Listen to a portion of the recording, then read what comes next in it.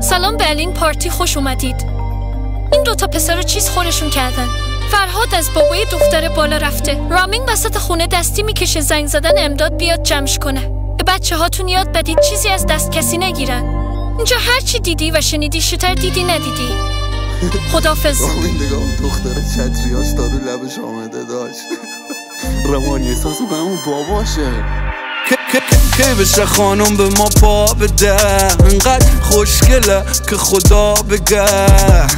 وقتی لباش جل زده مغروره، میگه دیگه نمیرم تو رابطه.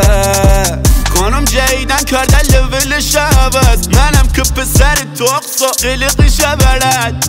قدیم خانم کلن ارمنی میخورد، الان دیگه فقط ویسکی مخوره. خب بیبی حق داره شاخ شده دیگه، پیج صدکایش پیوی مکنه. که بشه خانم به ما پا بدن، انقدر خوشگله که خدا بگه. وقتی لباش جل زده مغروره، میگه دیگه نمیرم تو رابطه. دعوت شدن به پارتی بیبی و مناواتی، تا نشستن تو ماشین بچه 12 خونه باشیم. رسیدن در گفت چند تک موندیم واقعا.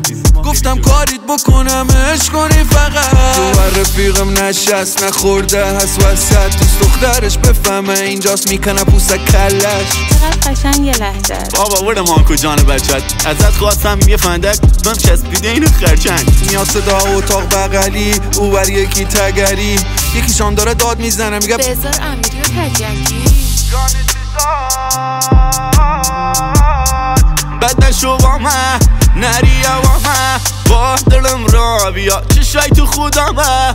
بابا اینجا دیوونه خونه. دختره میگه رامین داشت من رفتم پایین، نشستم توی ماشین. این شیشه چرا نمیره بالا؟ اومده ریم داغان چشام کمسو، داریم غرق میشیم فرادهای مکو. همه درگی پسارو مسیام بدمارو، زیلی ریگی کاریم کد بدید ما تو یارو.